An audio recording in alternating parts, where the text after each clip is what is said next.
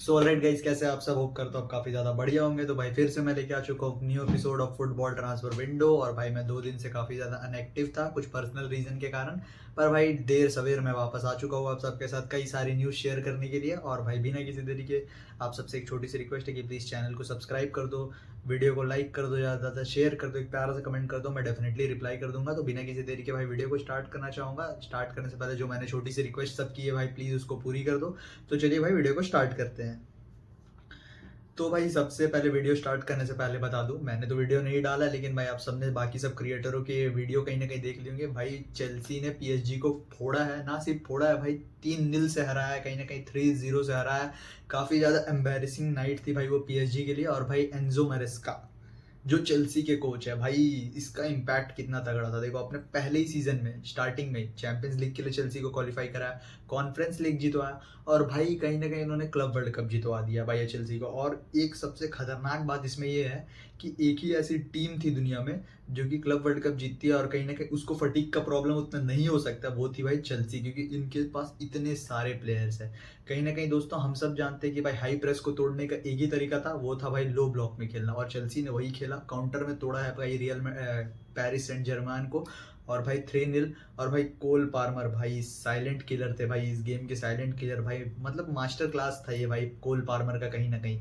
और भाई हम सब सोच रहे थे कि भाई मालो गुस्तो खेल रहा राइट बैक में, तो भाई रीस जेम्स को क्यों मिडफील्ड में खिलाया गया? तो भाई यही था भाई कहीं ना कहीं भाई एंजो मरिस्का का वो मास्टर प्लान कि भाई कहीं ना कहीं भाई रीस जेम्स को खिलाते हैं मिडफील्ड में, तो मिडफील्ड में आउटसाइन नहीं कर पाएगी, हमें पीएसजी आउट नंबर नहीं कर पाएगी। और कहीं ना कहीं ये डिसीजन काफ़ी ज़्यादा उनके फेवर में गया है, और भाई 3-0 से हराया भाई कहीं ना कहीं। और भाई मैच के बाद दिख रहा था लुइस एनरिके का और डोनोरुमा सबका फ्रस्ट्रेशन टुवर्ड्स चेल्सी प्लेयर। और भाई कहीं ना कहीं इट डजेंट मैटर भाई, चेल्सी भाई जीत चुकी है, अब उनको कोई रोक नहीं सकता, दे आर वर्ल्ड चैंपियन भाई। और भाई 4 साल तक उनके जो कहीं ना कहीं जो उनका जो जर्सी है उन पे वो क्राउन रहेगा वर्ल्ड चैंपियन का। और भाई Chelsea currently is the best club in the world, क्योंकि भाई उन्होंने क्लब वर्ल्ड कप जीत लिया है। तो ऑब्वियसली अगर अर्जेंटीना ने वर्ल्ड कप जीता था तो बेस्ट टीम इन वर्ल्ड थी, और भाई उसके पहले फ्रांस ने, तो भाई ऑब्वियसली अब चेल्सी भी है भाई best club in the world. और भाई मेरे को एज अ बारसा फैन मैं बहुत ज़्यादा खुश हूँ, क्योंकि भाई we are still the only club who have won 6 title in a year. जी हाँ दोस्तों, बायर्न म्यूनिख ने भी 6 टेबल कंप्लीट किया था, पर उनका जो वर्ल्ड कप था क्लब वर्ल्ड कप वो अगले साल हुआ था। तो एक साल में अभी तक 6 ट्रॉफी जीतने वाले भाई प्लेयर हम ही हैं, हमारे ही क्लब ने एक साल में 6 ट्रॉफी जीती है अभी तक।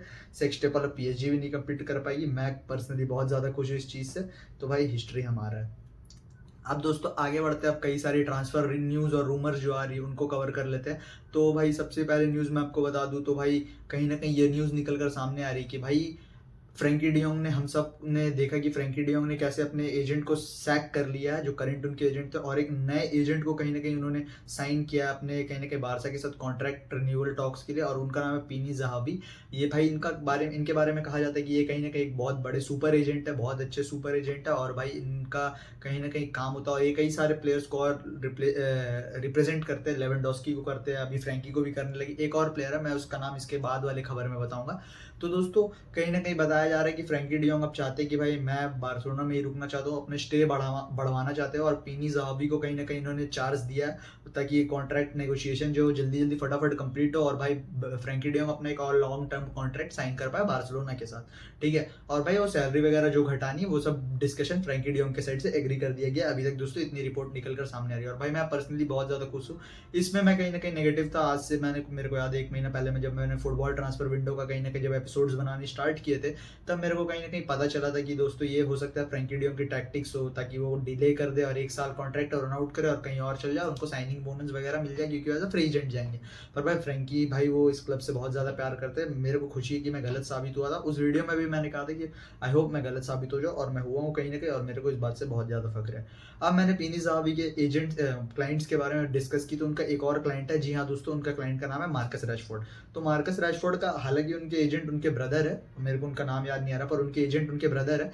पर दोस्तों स्पेशली बार्सिलोना से नेगोशिएट करने के लिए, क्योंकि उनको पता है पीनी ज़हाबी का जो रिलेशनशिप है लपोर्टा के साथ बहुत ज़्यादा अच्छा है, उन्होंने उनको अपॉइंट करके रखा हुआ है। ठीक है, अब दोस्तों रिपोर्ट्स निकल कर ये सामने आ रही है कि मैनचेस्टर यूनाइटेड इज थिंकिंग कि भाई जो भी मार्कस रैशफोर्ड के लिए आए वो कम से कम 48 मिलियन का बिड लेके आए। और मेरे को समझ नहीं आता वो लोग कौन सा माल फूक के बैठे। एक तो बार्सिलोना, ठीक है, आपका प्लेयर आने के लिए मर रहा है, रैशफोर्ड एकदम वेज कट लेने को तैयार है। रिपोर्ट्स तो ये दोस्तों निकल कर आ रही है कि अभी करंटली जो उनकी वेज है उसके भी वो 40% तक वो वेज कट लेने को तैयार है। अगर 300 समथिंग है तो वो एटलीस्ट वो मतलब 180 तक 170 तक आने के लिए तैयार है। तो दोस्तों एक फीजिबल अमाउंट मेरे को लगता है, जो अगर क्लब की करंट सिचुएशन ठीक है तो मेरे को एक फीजिबल वीकली फीस लगती है रैशफोर्ड जैसे लेवल के प्लेयर के लिए, ठीक है। तो भाई एक जो ऐसा बंदा रैशफोर्ड जैसा बंदा जो बार्सिलोना के लिए खेलने के लिए मर रहा है, आपको उसकी कहीं ना कहीं सैलरी भी घटानी है, आपको वेज बिल अपना खाली करना है, लेकिन आपको कहीं ना कहीं चाहिए कि वो बंदा जो है रैशफोर्ड उसके लिए 48 मिलियन बिड लेगा, जबकि अपने एस्टन विला को 40 मिलियन का बाय बैक क्लॉज दिया था। तो भाई बार्सिलोना तो फुल नहीं है करंटली, और बार्सिलोना लोन मूव के लिए जाएगी। जितना लंबा बार्सिलोना इसको खींचेगी उतना भाई कहीं ना कहीं मैनचेस्टर यूनाइटेड बैकफुट पे आते जाएंगे, क्योंकि मैनचेस्टर यूनाइटेड के पास टाइम नहीं है और रैशफोर्ड को बार्सिलोना के अलावा कहीं जाना नहीं, वो कहीं भी जाने से रिजेक्ट कर देंगे और आपको कहीं ना कहीं दोस्तों इनको कॉन्ट्रैक्ट का तो पालन करनी होगा। तो लास्ट में बार्सिलोना का मेरे को यहाँ पे डील होते हुए दिख रही है पर्सनली। अब मैनचेस्टर यूनाइटेड का थिंकिंग क्या, मैं आपको एक और बात बता दूं, तो जो रूबेन एमरिम है इनके कोच है, उनका थिंकिंग है कि भाई उगार्टे जो है, जो यूरुग्वे के प्लेयर है, पीएसजी से आए थे जो मैनचेस्टर यूनाइटेड, कहीं ना कहीं उगार्टे का रिप्लेसमेंट तो नहीं पर उसके टक्कर का प्लेयर एक है हमारे स्क्वाड में, उसका नाम है मार्क कसाडो। तो जी हाँ दोस्तों, ये चाहते हैं मैनचेस्टर यूनाइटेड की मार्क कसाडो को ये ले ले, और ये चाहती है स्वैप डील हो जाए कहीं ना कहीं। तो दोस्तों मैं तो पर्सनली सोचता हूँ कि अगर आप मार्कस रैशफोर्ड जो आपके क्लब में हाईली अनफेवर है, ठीक है, और आपके और उसकी बन नहीं रही है, और उसके अलावा अगर आप 48 मिलियन कहीं ना कहीं अगर आपको चाहिए, तो भाई जो बंदा हमारे क्लब के जो हंसी फ्लिक का सिस्टम है उसमें परफेक्टली बैठता है, अंडर द रेडार काम करता है, अंडर द रेडार रिजल्ट देता है, उस बंदे के लिए हमें मिनिमम 90 से 100 मिलियन चाहिए। और मेरे को नहीं लगता बार्सिलोना को कंसीडर भी करना चाहिए ये स्वैप। हम फेवर में है, मैनचेस्टर मार्कस रैशफोर्ड आ सकते हैं, डेको बस उंगलीबाजी ना करे, डेको ही क्योंकि एक इंसान है जो इस कहीं ना कहीं ट्रांसफर में उंगलीबाजी कर रहा है, नहीं तो बाकी सब डील ऑन द वे होते हुए दिख सकती है, ठीक है। तो दोस्तों मेरे को लगता है पर्सनली कि बार्सिलोना को तो अभी कसाडो को कहीं ना कहीं देखने के सेल करने के लिए सोचना चाहिए नहीं। अगर 110 से 120 मिलियन आता है तब भले बात अलग है, उसके अलावा मत करो भाई, बहुत अच्छा लेवल का प्लेयर है, ऊपर से सैलरी बहुत लो है, तो डेफिनेटली बार्सिलोना को नहीं करना चाहिए। अब बात करें तो भाई देखो अभी भी रिपोर्ट्स निकल कर एक और सामने आ रही है, वो विंगर पोजीशन पे ही मैं बता दूं कि कहीं ना कहीं जो बार्सिलोना के बोर्ड है वो रैशफोर्ड में काफी ज्यादा इंटरेस्टेड नहीं है, और उनको अभी भी रैशफोर्ड की पोजीशन वीक लग रही है, ये लग रही है, क्योंकि बहुत साल हो गया रैशफोर्ड का अच्छा परफॉर्मेंस हमने देखा नहीं। वर्ल्ड कप के बाद जो उनका एक 6 महीना का 3 महीना का जो एक स्पार्क आया था, उसके बाद से उनका कहीं ना कहीं 2 साल 2.5 साल हो गया, लेकिन रैशफोर्ड उस लेवल पे हमें दिखे नहीं है। तो दोस्तों अभी भी बहुत सारे मतलब ऐसे क्लब के अंदर है जो रैशफोर्ड पर डाउट करे, तो उनका अल्टरनेटिव है क्रिस्टोफर इनकुकू। जी हाँ दोस्तों, क्रिस्टोफर इनकुकू जो है वो कहीं ना कहीं भाई अल्टरनेटिव हमें दिख रहा है लेफ्ट विंग पोजीशन के लिए। रीजन बीइंग वेरी सिंपल दोस्तों, क्योंकि भाई जिस हिसाब का एंजो मैरेस्का का सिस्टम है उसमें क्रिस्टोफर इनकुकू फिट नहीं होते कहीं ना कहीं दोस्तों, और भाई उस लेवल के प्लेयर वो बेंच में जरूर नहीं बैठना चाहेंगे।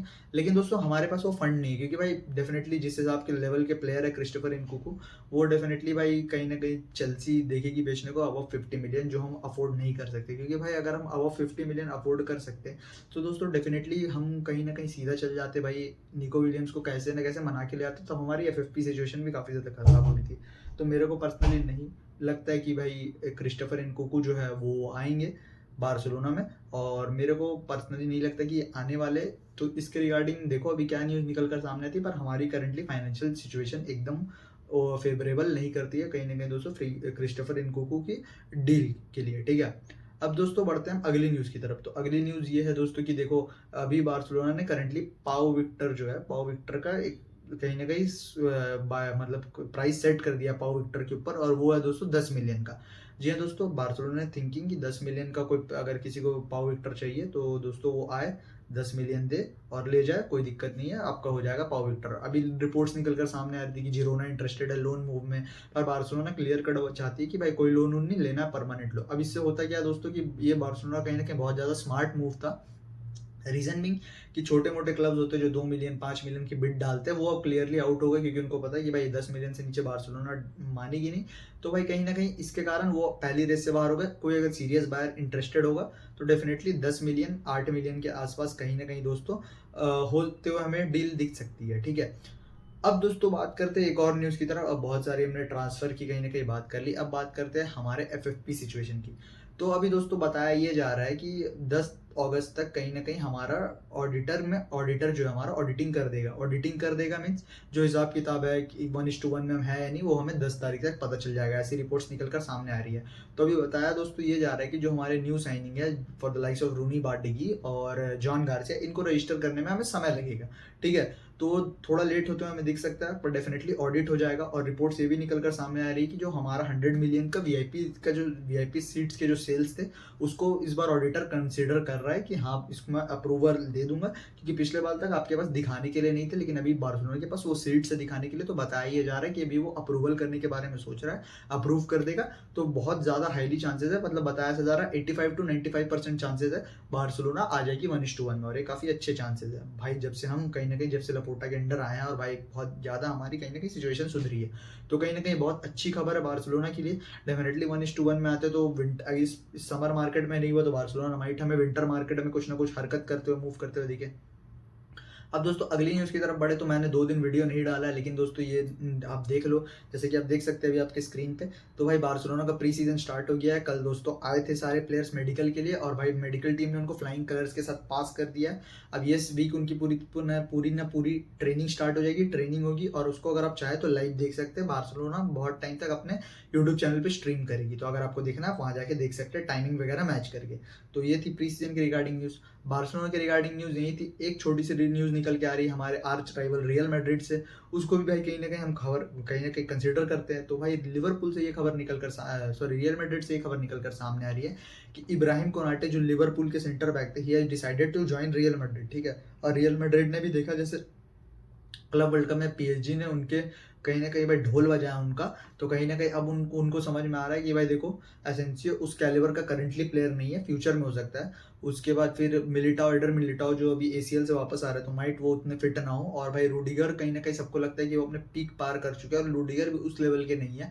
और बताया जा रहा है कि डेविड अल्बा का तो हम सबको पता है इंजरी इन इंजरी आउट, और भाई सैलरी बैठ के ले रहे हो।